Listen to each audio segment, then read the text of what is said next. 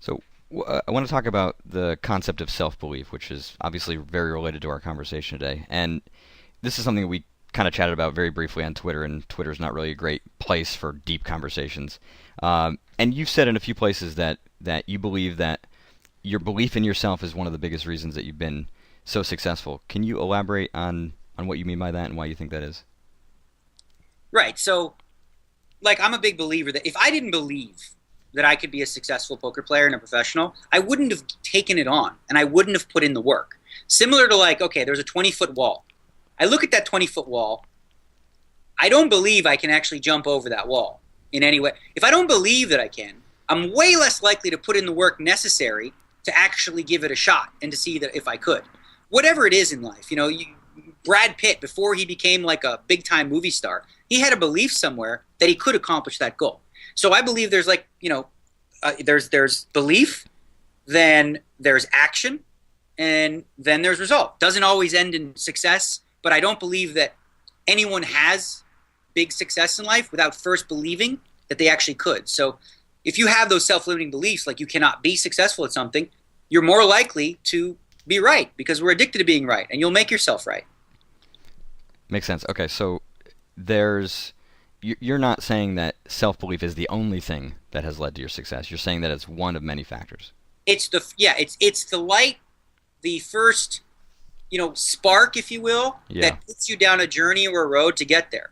So, but I'm a big believer that if you didn't have the self-belief, the hard work is important, right? You wouldn't put in the hard work if you didn't think you could believe it. If you didn't think you could run a 7-second 100-yard dash, how much are you going to bother? You won't even waste your time. You're not going to put in the work if you don't see it as attainable. If you don't really believe you're going to do it, you're not going to do it. You're probably not going to do it anyway. 7-minute 100-yard dash is absurd. But the point being, if you don't actually have the belief first that you can accomplish something, I don't believe you're going to put in the same level of work as you would if you did believe you'd accomplish it. Okay, that makes sense. And I want to pose a slightly different perspective. And I think part of the reason I want to do this is because I think this is not just something that that you're describing. It's also something that I have difficulty with general sports psychology. But there's research that has come out recently that talks about like the power of pessimism. And for some people, not everyone, obviously there are people who having that deep sense of belief is really, really important and powerful. But there are people who actually respond to pessimism. And the research they showed actually was done with dart throwing. So they were able to kind of segment people based on their belief systems. And if you gave people who tended to be more pessimistic positive reinforcement, their performance actually decreased. And if you gave people who responded more to positive affirmations, positive thoughts, pessimistic feedback, then their performance dropped. And obviously the reverse was true. That pessimists aren't necessarily going to work less hard than somebody who's more positive, but it's just sort of their viewpoint of the world tends to be slightly different. And so there is value to pessimism, not again for everybody, but for some people. That's really interesting. It seems to I'd have to wrap my head around that one because I don't know that it like fits into sort of the way that I believe things work. But I mean, obviously there's something to it. It makes me think about another study they did with basketball players, and they had one group of basketball players not for 30 days, not shoot a basket, not think about basketball for 30 days, not shoot a free throw. They had another group just think about shooting free throws, like actually visualize doing it for 30 days. Then they had the third group actually just shooting them every day, right? So interestingly enough, and sorry, how skilled were these basketball players? They were relatively skilled, like college, whatever. Yep. So now the high end guys, I mean the ones that were actually throwing, baskets, they obviously had a big increase, right, in their ability to shoot free throws. Mm-hmm. The ones that didn't do anything saw a slight decrease in their ability. The ones that thought about it, just thought about it, didn't take one basketball shot, actually performed better than they had the month before, just from thinking about it. So they didn't form as well as those actually doing the practice, but the visualization was better than doing nothing. Yes. Which lends itself to believing that, even the thought of something can actually help, you realize it. So, and I think a combination of both things is valuable. I completely agree, and there's an asterisk on that visualization, which is that it works best for people who already have a lot of skill. Okay. If you don't have skill, visualizing is not going to produce anything. Like when you're actually visualizing something, it's actually really cool. If you attach electrodes to like those basketball players' muscles when they're visualizing shooting a free throw, their muscular system will fire in the same coordinated pattern as if they're actually doing that. So it's almost like there's a priming mechanism within the body that they're accessing and in essence like training and reinforcing. If that motor program, or in poker, if that kind of mental program for decision making, for example, isn't there as solidly as it is for you compared with somebody who's a new player, then that visualization is not going to have the same kind of effect. So it's Sure. like the greater your skill, the greater visualization can impact you. And that makes like logical sense. Like Marissa, she just started taking up golf, right? So she's hit a couple golf balls. If she takes 30 days and just thinks about a golf swing, Exactly. it's not gonna. She's gonna still suck really bad. She's not gonna have any improvement. But once you train your muscles and you have that muscle memory, now it's something you can actually tap into. Exactly. Right. That makes total sense. Yeah, and I think the reason I wanted to clarify this because I think there's, as I said, there's some sort of misnomers that are out there, and there's one last theory that I want to throw out to you. One, because I think you'll be interested in it. Two, I think it'll be helpful for other people too. Have you ever heard of the Dunning Kruger effect? No. Basically there are two sides to it. One side says that there are people who are overconfident. They have like excessive self-belief because they're so incompetent about understanding their own incompetence. That's funny. So that's like the essence of what a fish is. Right? They believe they're a great player because they won hands against you, but in fact they have so little skill to be able to recognize their lack of skill that they're overconfident. But then on the flip side, you actually have people who are so skilled, but their problem is that they are projecting, they're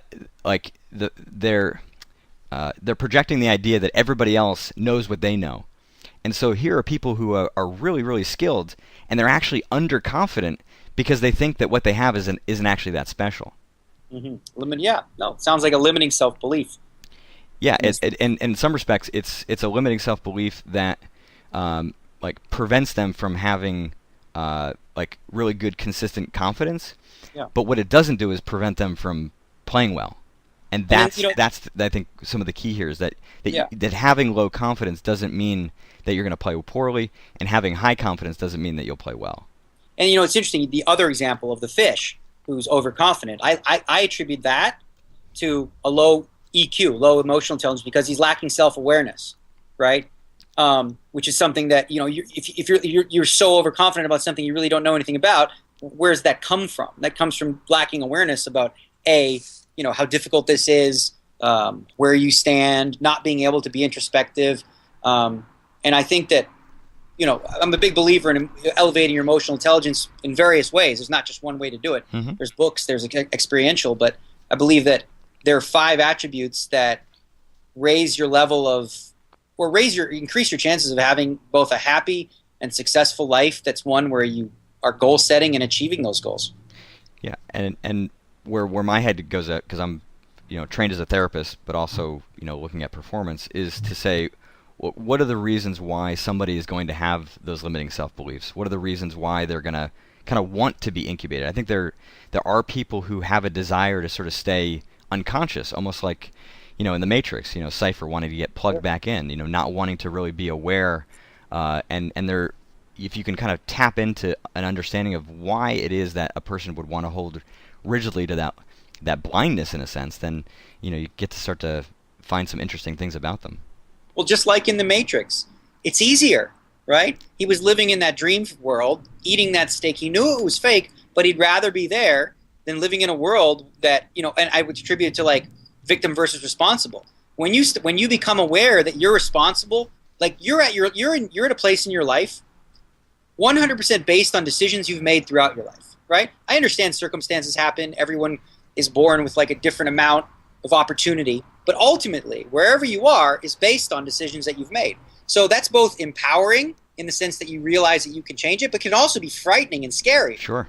People like, oh my God, this is all because of me. So I have control over my life. That can be a scary proposition for people. Yeah, and when you say easier, I think they also are not looking at sort of the long-term consequences of taking the easy route.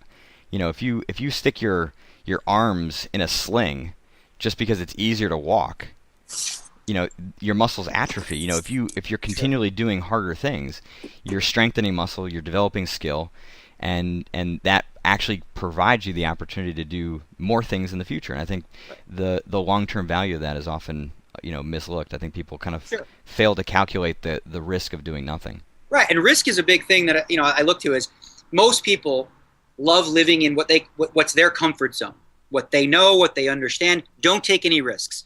Don't ask this girl out; she might turn you down, and you'll feel like an asshole. Don't leave your job and take on something bigger and better. Don't do these things because you're in your comfort zone. But the truth is, in my opinion, all the juice, all the beautiful things in life are associated to the risk that is in the realm outside of your comfort zone. So by taking these risks, and I'm not talking just poker, just whatever it is in life that holds people back from achieving dreams that they set for themselves, is because they're in that comfort zone and they realize to get that dream, it requires risk, right? But that's, in my opinion, when you're not risking and you're not stretching yourself, you're holding yourself back from the very successes and dreams that you claim to want. Yeah, and sometimes they expect to want to take excessive risk or think that other people or even themselves, when sometimes it's just looking at like a steady way of expanding your comfort zone. It doesn't have to always be something that's big and dramatic. It can be small kind of baby steps, like Bill Murray like to say.